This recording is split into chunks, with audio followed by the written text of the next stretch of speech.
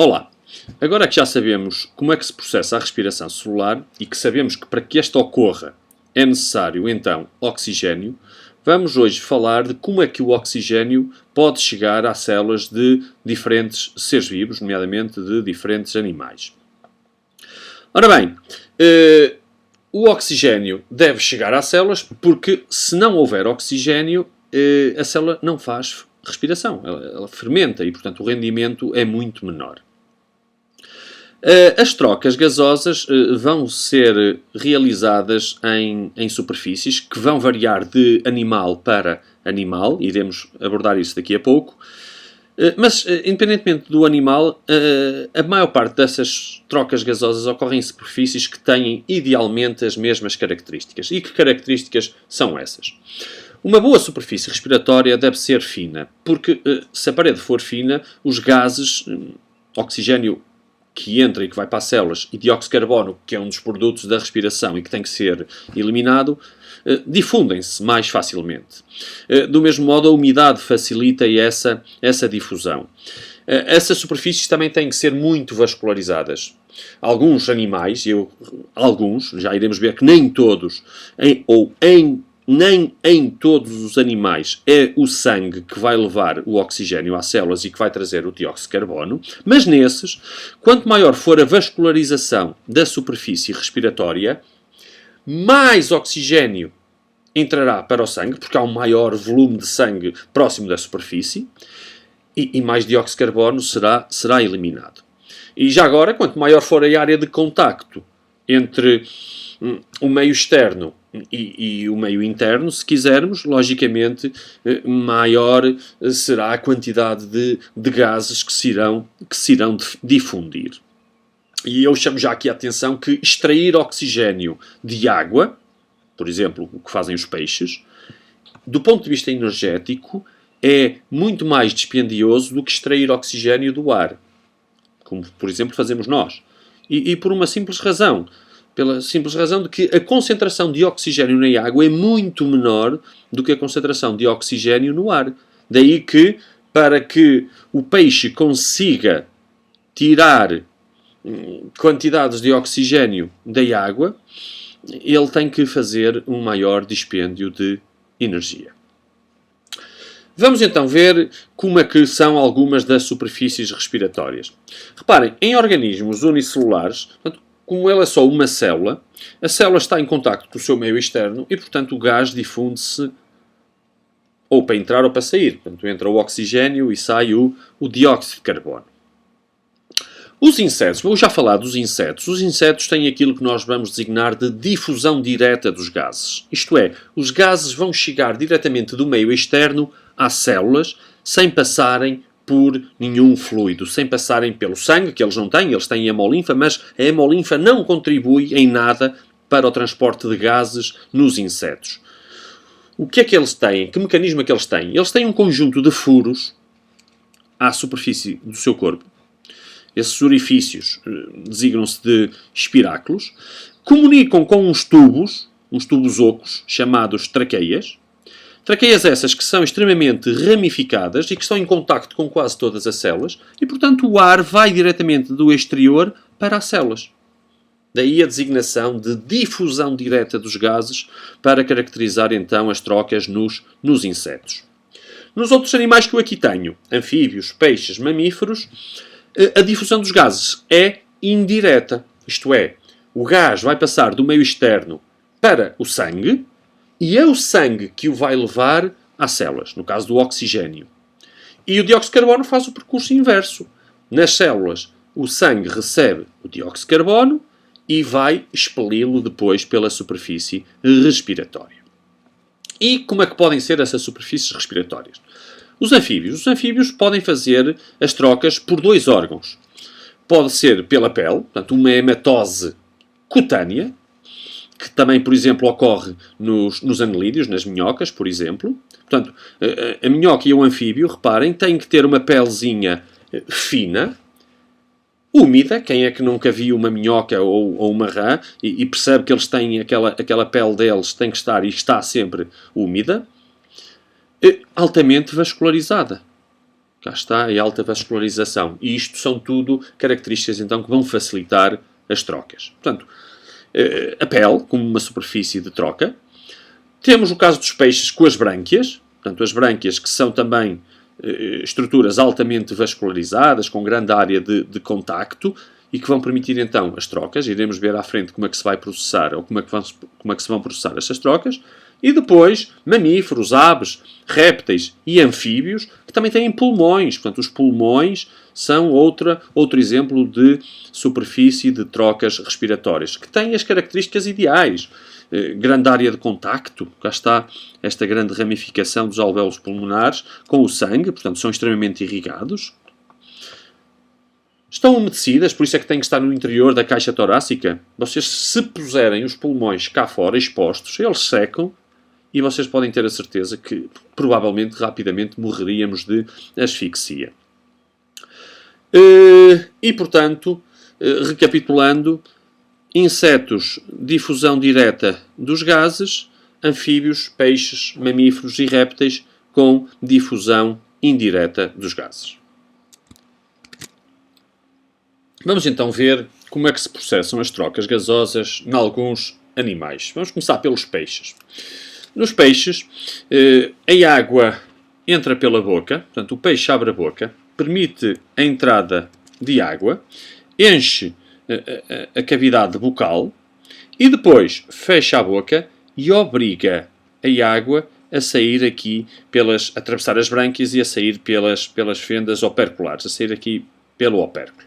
Bom, e o que é que que implicações vai ter então este movimento de abrir a boca, entrar a água, fechar a boca e a água sair? Portanto, o peixe basicamente está a obrigar a água carregada de oxigênio, pouco, não se esqueçam que a concentração de oxigênio em água é muito menor do que no ar, a atravessar as brânquias.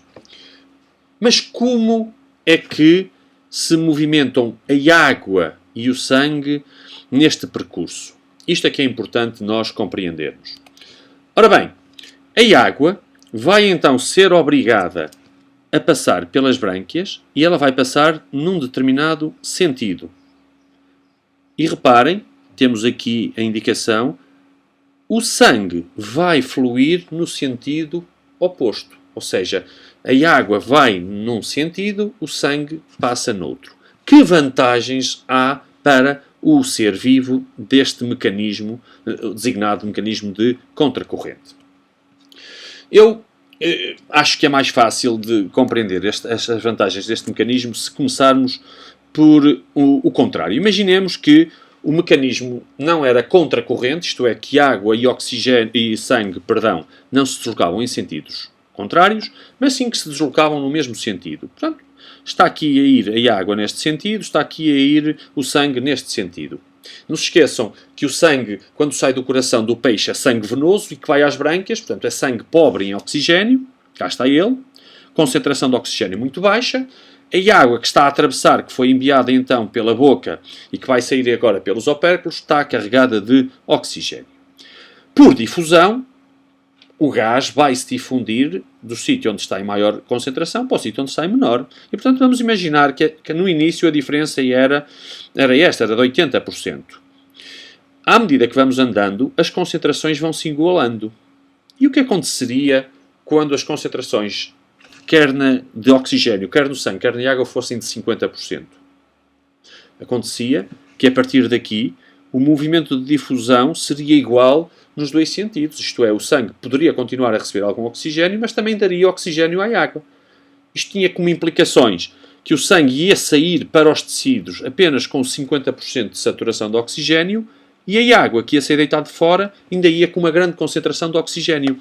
Oxigênio que na água é uma raridade. Vejamos então o que se passa no mecanismo de contracorrente. Imaginemos então que o sangue se desloca neste sentido e que a água se desloca neste.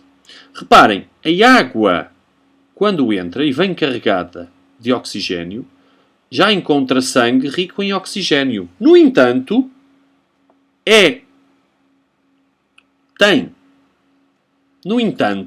tem uma concentração de oxigênio menor que a da água.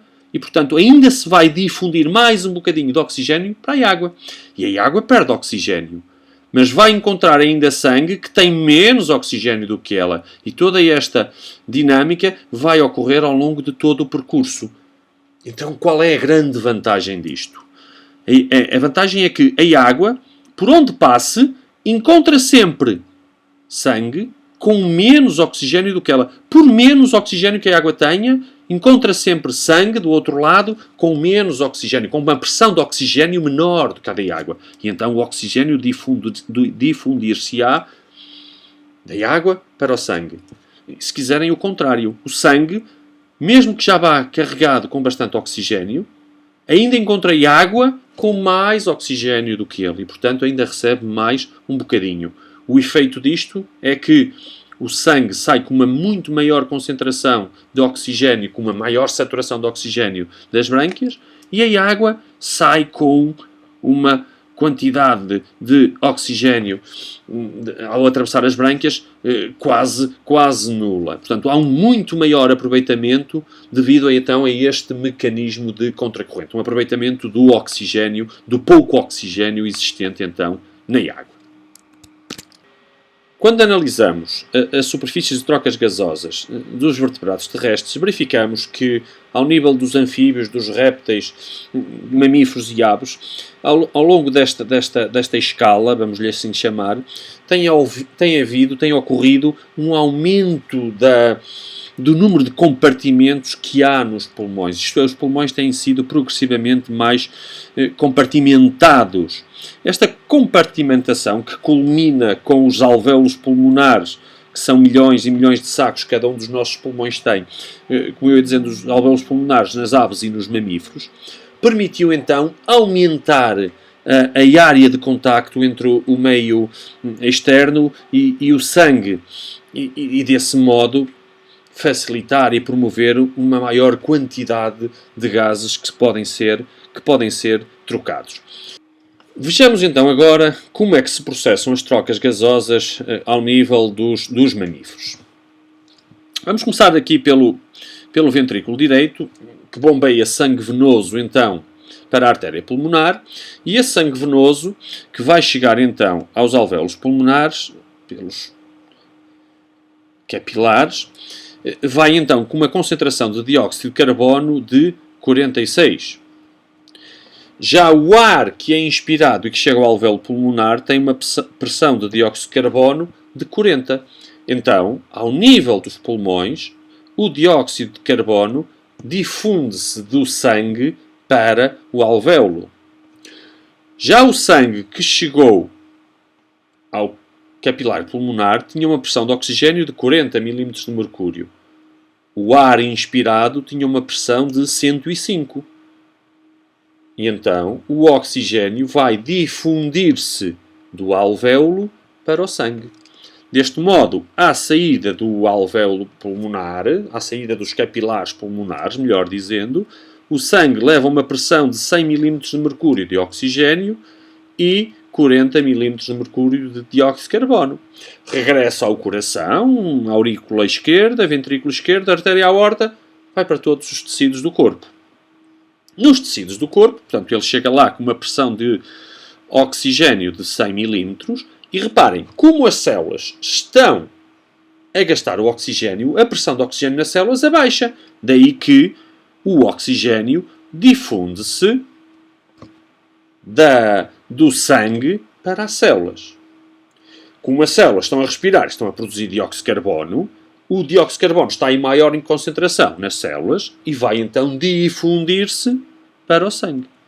Deste modo, à saída dos tecidos, o sangue vem com uma pressão de oxigênio de 40 mm de mercúrio e com uma pressão de dióxido de carbono de 46. Regressando ao coração, entrando então pela aurícula direita e repetindo o circuito. Como estão a ver, as trocas gasosas, quer ao nível dos pulmões, quer ao nível dos tecidos, ocorrem por difusão, isto é, sem gasto de energia, tudo devido então às diferentes concentrações, ou diferentes pressões, melhor dizendo, de oxigênio e de dióxido de carbono. Para terminar, vamos falar acerca das trocas gasosas nas aves. Ao contrário, ou diferentemente do que acontece connosco, em que nós temos, cada ciclo tem uma inspiração e uma expiração. Nós inspiramos e o ar vai para os pulmões, nós expiramos e o ar que estava nos pulmões sai cá para fora. As aves não. Para darem a volta ao sistema de trocas gasosas das aves, o ar sofre 2 ciclos, ou seja, vai sofrer 2 inspirações e 2 expirações. Como é que isto se processa? Na primeira inspiração, portanto, quando a ave inspira, o ar é enviado para uns sacos que a ave tem na parte posterior do seu corpo, chamados sacos aéreos posteriores. Seguidamente, há um movimento de expiração e esse ar que estava nos sacos aéreos posteriores passa para os pulmões. Portanto, e completamos o primeiro ciclo. Reparem, uma inspiração e uma expiração. E, portanto, nesta altura, ao nível dos pulmões, vão-se dar as trocas gasosas. Portanto, o ar vai dar ao sangue o oxigênio e vai receber do sangue o dióxido de carbono. Vamos então agora passar ao segundo ciclo. A ave volta a inspirar. Nessa inspiração, o ar que estava nos pulmões e que agora está rico em dióxido de carbono vai para os sacos aéreos anteriores. E aproveitando esta inspiração, ar que estava cá fora vai para os sacos aéreos posteriores. Portanto, este ar que eu estou aqui agora a marcar está no primeiro ciclo. Seguido da segunda expiração, em que o ar que está nos sacos aéreos anteriores é lançado cá para fora. E o outro que está no primeiro ciclo, que estava nos sacos aéreos posteriores, vai para os pulmões. Qual é a grande vantagem deste mecanismo para as aves? A grande vantagem, reparem, é que o ar rico em dióxido de carbono, o ar que sai dos pulmões, nunca contacta com o ar que está a entrar e que está a ir para os pulmões. Desta forma, o ar que vai para os pulmões vai com uma maior concentração de oxigênio, o que permite que as trocas gasosas sejam muito mais eficazes, o que vai permitir levar maiores quantidades de oxigênio às células da ave, o que vai contribuir para um aumento do seu metabolismo.